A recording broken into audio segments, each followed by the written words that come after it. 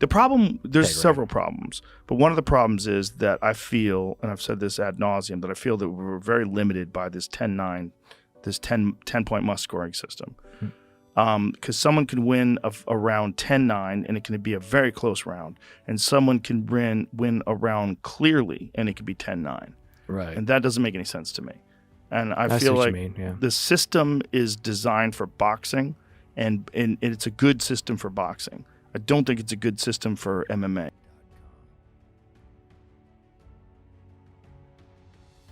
A robbery in MMA refers to a situation where a fighter has clearly outperformed their opponent, but loses the fight due to a poor decision by the judges.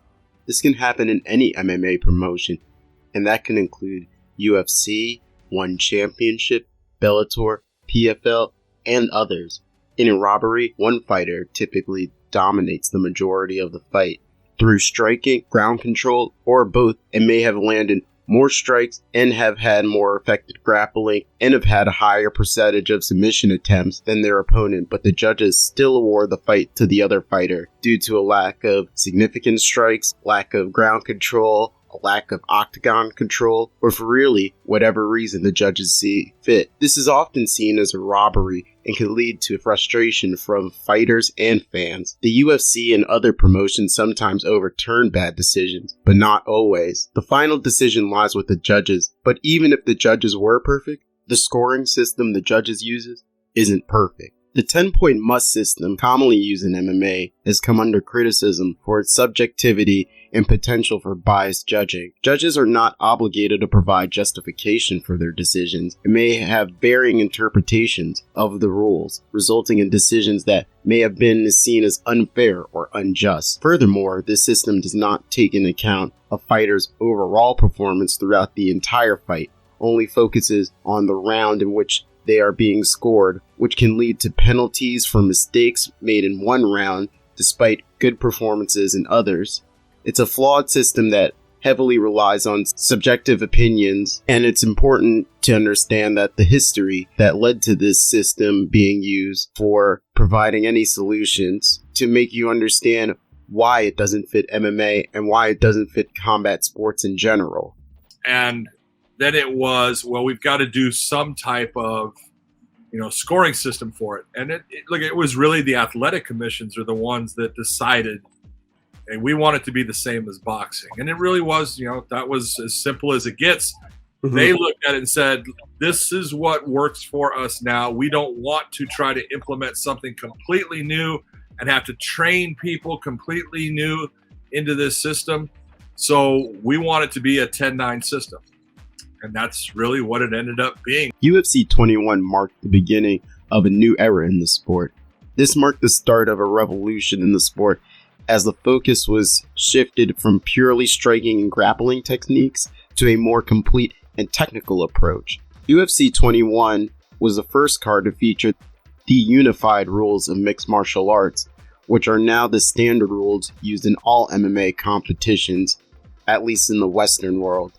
This set of rules was developed in response to the need for a more comprehensive approach to the sport. The rules established a unified set of criteria for determining a winner, as well as a set of safety regulation. This was an important step in the evolution of the sport and made it much more accessible to a wider audience. UFC 21 marked significant rule changes, including preliminary bouts now consisting of 2 5-minute rounds, main card bouts were 3 5-minute rounds, and championship bouts were 5 5-minute rounds, very similar to what we have today, except we don't have any more 2 5-minute round bouts anymore. This also included the 10-point must system, and as you can see from this clip, this was out of the UFC's hands.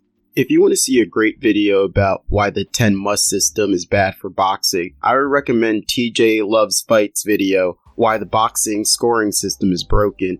It highlights many of the same issues that the MMA system has with the 10-9 scoring system, but just to give you a brief summary, he shows while boxing has a much more direct and clear view of what a 10-9, 10-8, 10-7, and 10-6 round is, he also notes that this isn't always applied in the correct way. He gives the example of Marquez Pacquiao 1, where the judges made a mistake in the earlier rounds changing the trajectory of the fight. And it also has the issues of what is actually a 10-9 round versus what is a 10-8. Judges still have interpretation on how they can apply this in boxing, and even more so in MMA. In MMA, we have clear examples of when judges' scoring was not reflective of what went on in the fight. The first thing that comes to mind in this type of situation is Diego Sanchez versus Ross Pearson. Ross Pearson was clearly dominant in all facets of the fight, whether that was striking or grappling, and the judges still went with Diego Sanchez. We've seen other examples of where judges' own biases and interpretations of the rules have effect on how they judge fights. We can look at Doug Crosby as a prime example, whether it was the back-to-back debacles of Sabatello and Stotts and Paddy Pimblett versus Jared Gordon, or going back to UFC 112. His interpretation of the rules has been brought to question by many fighters, coaches, and others around the MMA space, yet he's continued to be on cards and only now has had his legitimacy and his potential employment be brought into question, even though he's been doing this for almost 20 plus years. Even when the judges are in agreement, we still have the issue of 10-9 versus 10-8 and how to reward them. A great example of this would be the first round of Michael Chandler versus Charles Oliveira. Now, obviously, this fight didn't end up going to the judges' scorecards because it ended in the second round, but in the first round, we saw that two of the judges went with 10-8 scorecards and one of the judges went with 10-9, and there's really no explanation on why it was a 10-8 versus a 10-9. While yes, Michael Chandler did have the advantage in striking, Charles Oliveira did get a takedown and had a significant amount of ground control. So in at least my eyes, that could be a 10-9, but two of the judges went 10-8. And if we went to the scorecards, that could have had a huge effect on who actually won the fight. But luckily, we weren't put in that situation. There have probably been countless other fights where it has gone to the judge's decision, and a decision like what a 10-9 versus a 10-8 is has affected the outcome, and that affects how much the fighter gets paid, that affects their reputation. These judges' decisions have huge impacts on the fighters and on the industry, and they're rarely held accountable for it. Instead of a 10-9 system, let's explore how other combat sports score their fights. If you take a look at wrestling, there are 5 ways you can score. 2 of the ways you can score are offensively through takedowns and near falls. 2 of the ways are defensively through escapes and reversals. And you can also get rewarded points through penalties. In grappling and jiu-jitsu, we see that different actions in different positions gives different rewards and points for the competitors. In karate, we see that the ippon is awarded 3 points, the wazahari awarded 2 points, and the yuko awarded 1 point. In semi-contact kickboxing, we see that there are 5 ways to score, and they're all based on whether you kick your opponent or punch your opponent in a certain place and location.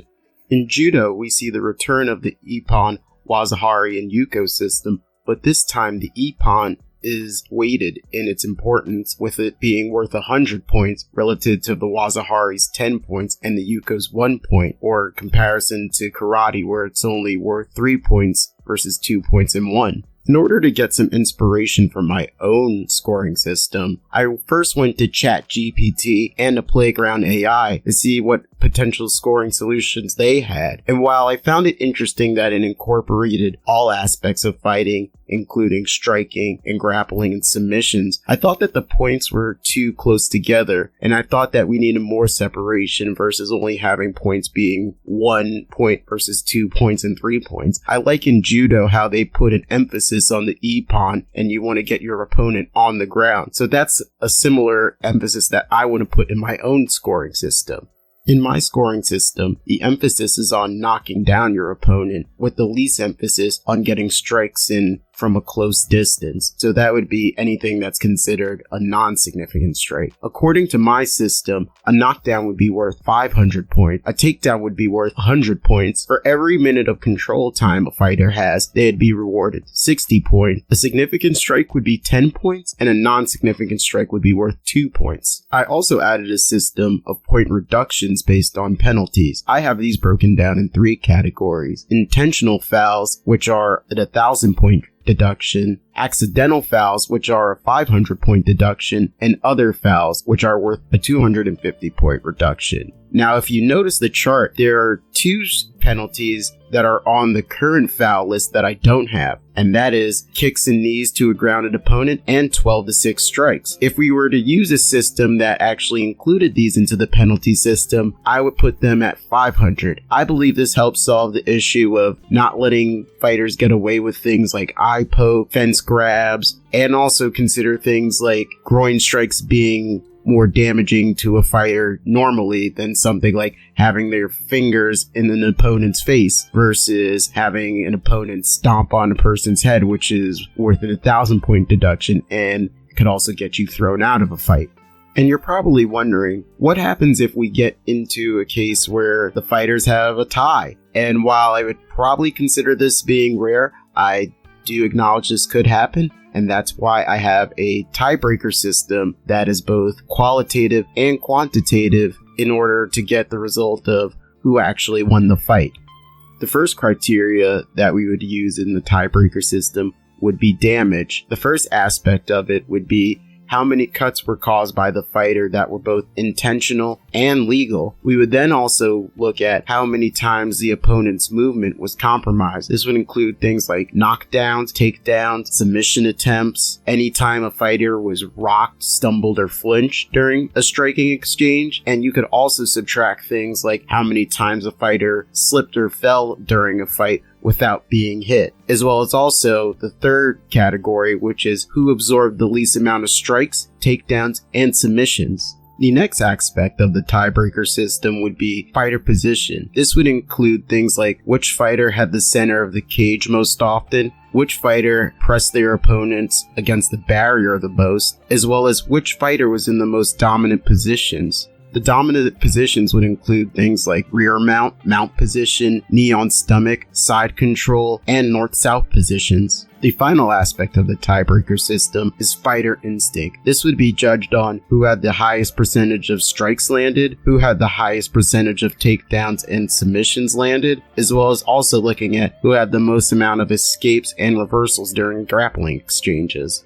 And even if we were in the situation where we were in a tie after this, we could potentially even go to the judges for a decision, or we could just get rid of judges altogether and just leave it as a tie. Either way, I feel like this system is better than what we currently have, and we'd be able to get a more accurate depiction of who actually won the fight. I also believe that it would get rid of things like recency bias from the judges when they score fights, being impressed by one hard strike during the end of a round versus having a fighter dominate the entire time and getting rocked, and that switches things. Also, I feel like this will make it easier for the fighters to know where they're at. This could be done in an open scoring system where the points are announced in between rounds 2 and 3 and 4 to 5 for championship fights. I also believe this would end the discussion of things like robbery talk from the judges and the fans. This would be a lot easier for people to understand how the fights actually went down, and